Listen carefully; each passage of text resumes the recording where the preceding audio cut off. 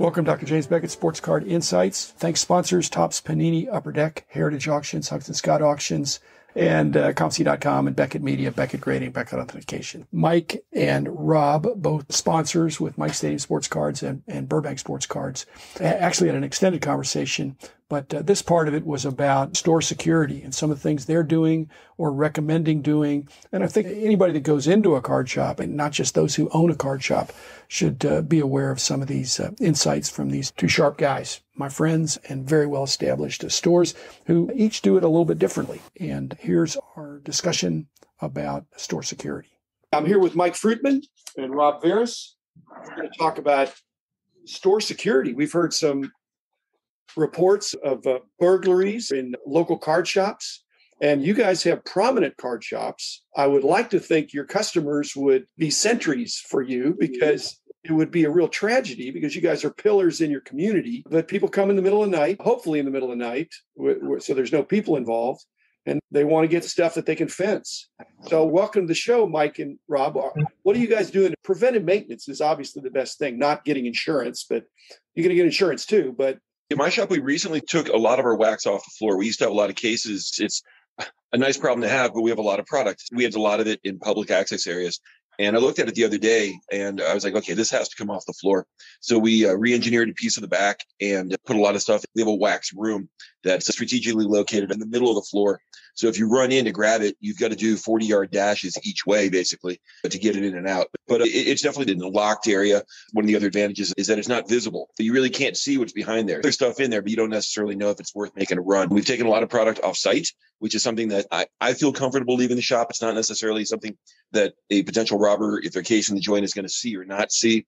We don't price all of our product. So in some regards, we're going to make it more difficult for somebody to come in. If they're looking around going, okay, wait a second, when I come back, I want to take this one, unless I've got that product knowledge. We don't keep a ton of high-end product on our shelf. We'll either keep it off-site or off visibility to deter that. So you may get one box of National Treasures. You're not getting an entire case.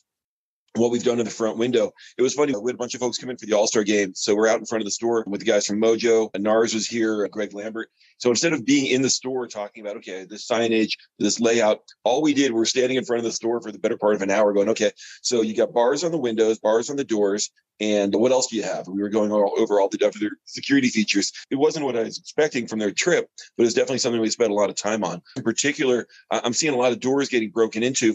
We've got the mid-level handle that everybody uses to open the door. We have 3 bars beneath that. I didn't want to go full bars up. If you break my glass, are you really going to jump 4 feet over a bar to get in? We want to make the store look defensible, but we also don't want to make it look like you're entering a prison each time. So we've been able to accomplish that. We also have bars that extend across. So we have 4-foot windows. So we have bars that go across that. If you come in and you break our glass, you've got to go up about 2.5 feet over the cement. Then you've got to go another 3 feet over the bars. So my whole game is to slow you down and make you want to go somewhere else, or hopefully not steal from anybody. We're also aware of what's going on at other shops. Recently, the bullpen. This may have been the worst thing I've ever heard. Well, that was bad. You got an employee going out at 3 a.m. and the gentleman was tased. He was zip tied. If I lose product, I can replace product. I've always told my employees I can't replace a bullet hole. So if they want stuff, just give it to them. But I think that was the most brazen thing I've heard of as a shop level. And it really made me reconsider just walking out my door, even if it's 8 o'clock. A lot of times we're doing breaks and shipping. I'm out of there at 1, and I'm doing a much better job looking out there. If there's a car in the lot, I may just hang out for a little bit. We have a McDonald's, and sometimes people will park and eat. If that car's out there, I'm going to be really aware of it. My employees are going to be really aware of it. A lot of times they would leave, and I would be around for a little bit. Now, if they're leaving, I'm going at the same time. It's not that I can't get into a fight. I just don't want to get in a fight. I'll do it at concerts, but not at the shop. Yeah, you're a professional bouncer. Yeah, semi-professional. I want to get in a fight with somebody who's got a knife or a gun, I guess. No, I'll let you win. It's fine. You can get me on that one. I know Rob's got 2 locations right now, and he's got the advantage of just having opened up a second one with all the knowledge of how to defend it. I do have 2 locations, and you try to make it as Fort Knox as possible, but try to make it as retail friendly as possible. It's not always easy. Both buildings have security gates that get drawn across at night. They're open during the day. They don't impede what people see when they look at the store. I come from a background in the coin and stamp business, and a paranoid guy that I grew up learning from, carried a gun on his hip, sawed-off shotgun on the wall, just all of that, everything that you don't really want to do, but he had this paranoia. But we learned from his security how things worked. And We try to have as few windows as possible. There's actually no windows at the other building, and that's helped. We got the gates. We had a door buzzer back in the day. It was a little bit too security focused, I think, for the average person coming in. But knock on wood, never had a problem over there in 14 years. I think people just walk in and those gates outside, a bit of a deterrent. I think having a store that's regularly busy is also a deterrent. When we moved into this building, we knew that we were going to be building something special with some inventory in it. The building that we got has windows, but literally the wall that you're seeing behind me here, there's windows behind it. So there's 2 windows on outside of there that have product and shelving built in front of it. The other 2 windows have our supply section. You literally don't even know there's windows there. Of course, we have the gate at night. And all the doors here are heavy doors. There's nothing lightweight about any of the doors in this building. We have bars outside in the back for the small windows that are there. 16 cameras, brand new system in here, captures everything. We've had some scary circumstances in the past. Just a quick story. Had a fellow store owner, was tied up, gunpoint, put into the bathroom, called me. This is when I was really young, like 91, 92, my mid-20s. And he told me the kind of merchandise, and a month and a half goes by. And one of the cards was a Campanella 54 Bowman in a special holder. Lo and behold, somebody comes in with that 54 Bowman in that special holder. Kind of guy that's sketched to begin with. Like me being young and naive, I'm like, dude, you got some great stuff. Do you have any more? Because I knew he had more. And he goes, yeah.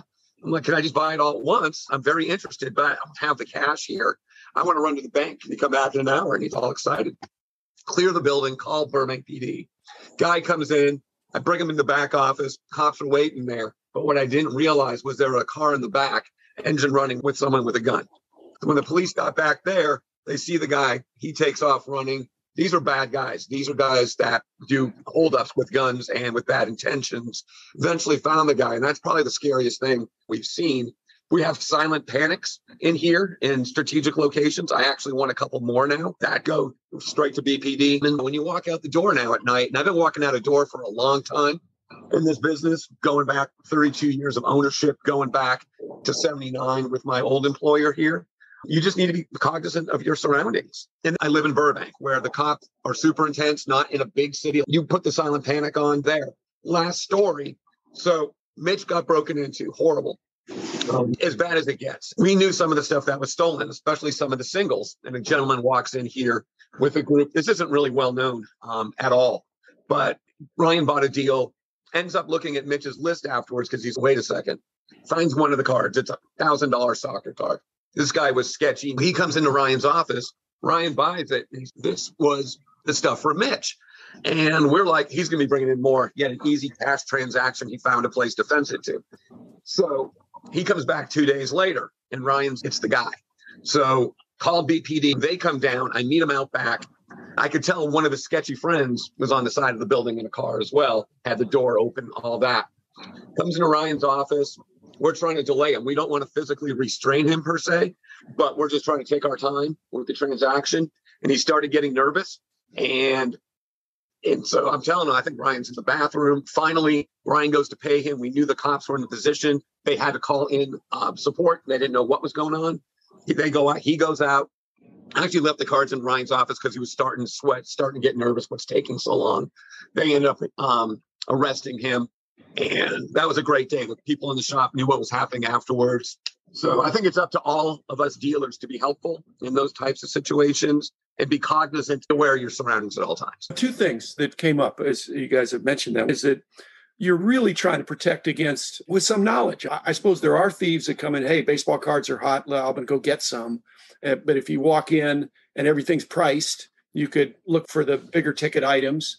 I think my concern would be a very knowledgeable thief, a thief that's just grabbing whatever's there indiscriminately. If you've got to hunt it out or do your eBay comps, you need to know what. Second thing is, from the coin guys, if you have appropriate security, even bars, it may increase sales. That people think, hey, there's stuff in there worth protecting. This isn't a baseball card shop like 30, 40 years ago that just had some trinkets. There's some valuable stuff in there worth protecting. If you go too far, then they think, gee, maybe it's not very safe. But if you take some of the precautions you guys are talking about, people say, hey, this is legit, because basically that's what's happening. People are trying to convince us that this is a major asset class in terms of an alternative investment equal to fine art. And with some of the prices, it is. One of the concerns I had, we spent a Sunday morning at Home Depot and we were picking up all these bars and cutting down the size. One of the initial problems I had with it is I didn't like the look of it. I was concerned people are going to go, wow, what's going on in there? And maybe if you put too many bars, maybe it is the place to rob. But we didn't have any brushback from our collectors. In fact, nobody even noticed it. We put, these bars up all the way across, even on the door. Nobody even noticed it. I think it needs to be subtle in a way. When we built this place, we really wanted to build it upon vibe and selling mom on having a clean environment for their kid. The fact that we did build out to cover all the windows was huge without making it look like we barred up the windows. And that was big for us. But maintaining something that's well lit and inviting, and at the same time, keeping it as secure as possible and having an environment when they walk in, they're not thinking security, they're thinking product. It's a delicate balance. And we're constantly tinkering with it, but the silent panic buttons certainly give us some peace of mind, especially during the day. You hope in all honesty that the break-ins at night, not during the day. But at the end of the day, it is an asset class. And at the end of the day, we do price everything. We don't want to deal with stopping what we're doing because it's a delicate balance. Are you sizing up a customer that's not priced? Maybe it's one price to you. Maybe it's one price to someone else. And people don't like to ask. I can't have a jewelry store per se, but you are pointing out the better cards that you have. Actually, we have two big safes at the other location. We're bringing one of them over. We have a safe that anybody with big muscles could probably muscle out of here. So that doesn't do me a lot of good. So we're bringing in the 1950s era beast where we'll be able to strip stuff each night and feel a little better that this level and higher cards are in the safe. And we're redoing all the showcases to have it where it's easy to figure out where those cards are for ourselves. Okay. Prior to all this happening, I would have said that my collection or your stores would have been more at risk for fire than for theft. We don't use that word, Jim. We don't use that F word. That's very scary. But then the other word is flood because you can't sprinkler. So what do you do to prevent fire other than no smokers in the but electrical fire, something like that? I worry about. What are you doing for fire prevention? Fire and water are no different. Both can destroy your inventory. We don't have sprinklers in this building here. It was an office building, and they did not have sprinklers in here, which actually worked out well for us. We've had some flooding issues over the years. I think all of us have in one way or another. You try to keep stuff off the floor. Luckily in Southern California, it's not as big an issue. Both of our roofs have been redone in the last 4 to 5 years, which helps. But fire's a tough one. We got fire extinguishers in strategic places in both stores, but we've been lucky in that regard. But I don't know. If somebody wants to burn your building down, it's hard to prevent. The best sale in 1994 was to an insurance company. We had a roof leak. And unlike Rob, we had a number of things on the floor. And 5,000 count boxes, if you don't know this already, we'll bring things to the next 5,000 box and elevate it to the next 5,000 box and so on. So we had a nice $14,000 sale of stuff Rob would have loved. That was our best sale we ever had with regards to flood. With regards to fire, same thing. Fire extinguishers everywhere. You remember those? You can't find them anymore. And now I understand why. They've got these balls that when there's a fire will explode and put out, it will kill basically the fire in the area.